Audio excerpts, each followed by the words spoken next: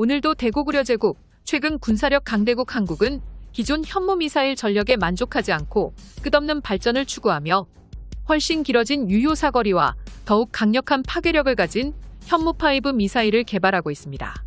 특히 한국군의 핵심 교리, 고슴도치 전략이라 불리는 킬체인의 완벽한 완성을 위해서 독자적인 아리랑 군사위성을 우주 궤도에 안착시키는 것과 동시에 현무5 미사일에 새로운 형태의 다탄두 무장을 적용할 예정입니다. 한국군은 현무5 미사일의 화력을 더욱 충족시키기 위해 다탄두 무장을 고려하고 있다는 소식입니다. 핵무기가 없어도 핵무기급 파괴력을 갖추기 위한 강대국 한국의 끝없는 노력. 현무5 미사일이 핵무기급 위력을 가지려면 더욱 많은 차세대 신기술이 필요합니다. 그 중에서도 가장 유력하게 지목되는 건 총 3가지 EMP 탄두와 확산형 탄두, 다탄두가 지목되고 있는데요. 첫 번째로 EMP 탄두는 현재까지 핵무기 다음 가는 파괴력을 가진 무기로 언급되며 대전략 무기로서 발사 시 일본과 중국의 모든 전력망과 행정시설, 항구와 공항, 군사시설을 모조리 마비, 국가 전체를 식물국가로 만들어버리는 어마어마한 파괴력을 지니고 있습니다. 심지어 이미 핵무기를 가진 핵보유국들도 EMP 탄두를 개발한 뒤 미사일에 탑재하려 안간힘을 쓰니 EMP 탄두의 괴물 같은 위력이 어느 정도인지 효과적으로 증명되었습니다. 이러한 EMP 탄두는 핵무기와 달리 개발 제약이 전혀 없어서 기술력만 갖추게 된다면 현무5 미사일의 탑재가 충분히 가능합니다. 2030년 EMP 탄두를 장착한 현무5 미사일 1000발 정도만 갖추고 있어도 한국의 영원한 주적인 중국과 일본 전역을 말 그대로 석기시대로 되돌릴 수 있는 힘을 한국이 가지게 되는 것이죠. 두 번째로 확산형 탄두는 수류탄 형식의 산탄형 탄두입니다. 수많은 작은 탄두들을 하나로 압축시켜 미사일에 장착. 미사일이 목표 타겟을 공격할 시 기존 열압력 고폭탄 탄두보다 폭발 범위가 매우 넓으며 탄두 하나당 훨씬 많은 타격 지점을 만들어낸다는 게 특징입니다. 특히 이러한 방식은 생화학 무기를 대량 보유한 한국에게 가장 효과적인 방식이며 현무5 미사일로 대도시 전체의 인구를 날려버리는 핵무기와 동급으로 만드는데 가장 핵심적인 기술입니다. 마지막으로 현재 한국의 미사일 전력에 가장 중요한 다탄두 기술력이 주목되고 있습니다.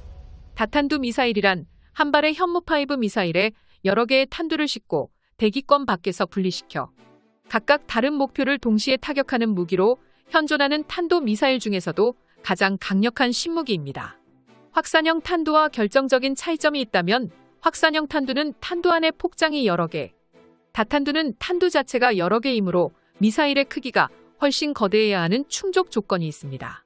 기존 현무4 미사일의 경우 미사일의 크기, 탄두의 중량과 유효 사거리로 인해 다탄두라는 형태보다 확산형 탄두를 장착해 미사일을 추가로 생산하는 게 더욱 이득이었지만 현무5 미사일부터 사거리 5000km, 탄두 중량은 8톤 이상의 ICBM 대륙간 탄도 미사일로 개발되기에 다탄두 미사일의 가성비와 파괴력이 다시 한번 주목을 받고 있는 것이죠.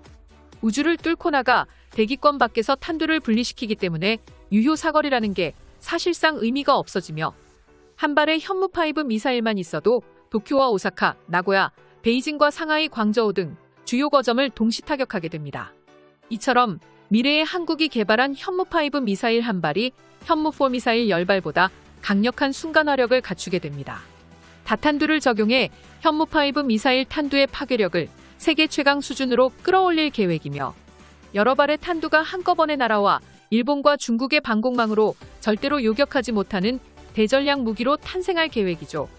현무5 미사일에 적용될 다탄두 기술을 한국이 개발하기 위해선 10월에 발사될 우주로켓 누리호가 가장 결정적인 역할을 하게 될 것입니다.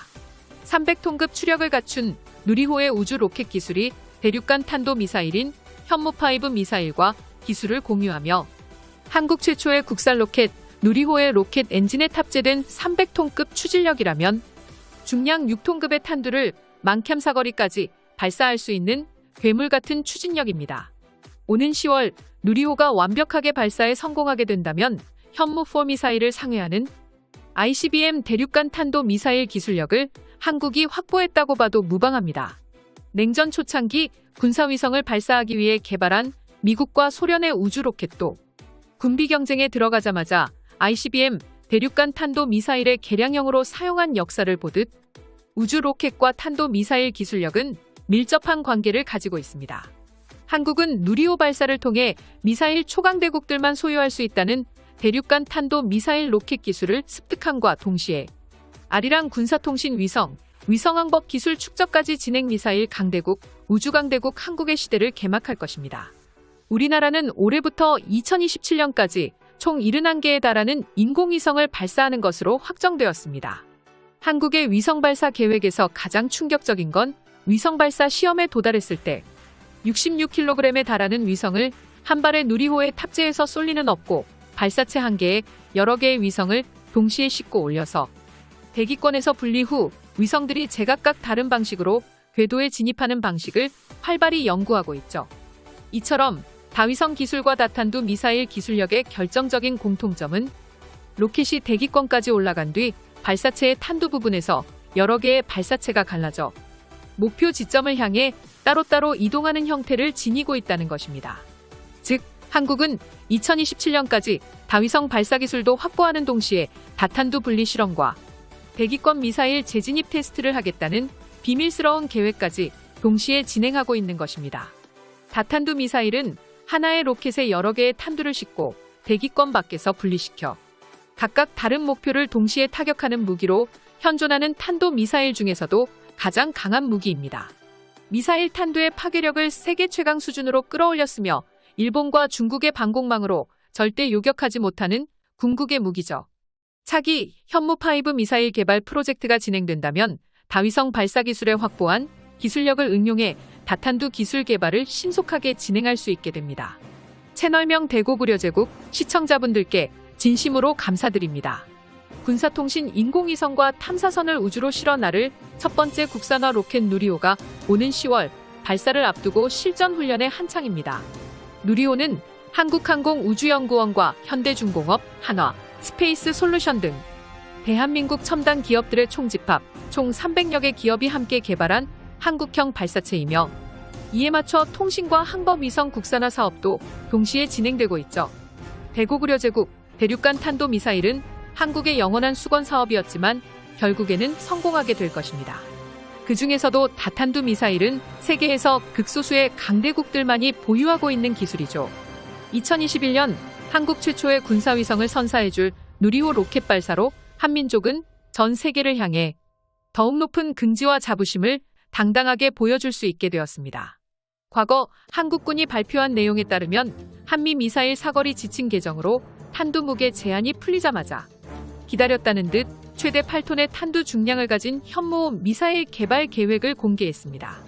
이는 미사일 지침 개정 이전보다 탄두 중량이 4배 이상 늘어나는 경사스러운 기록이었으며 놀라운 수준으로 발전하는 한국의 미사일 기술력을 전 세계에 보여주는 성과였습니다.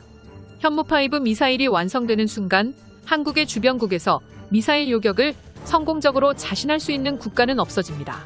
중국과 일본이 절대적으로 두려워하는 강대국 한국의 대전략 무기 현무5 다탄두 미사일. 오늘도 한국의 통쾌한 소식이었습니다. 영상의 정보가 유익하셨다면 채널명 대고구려제국 구독과 알림 설정 진심으로 감사합니다.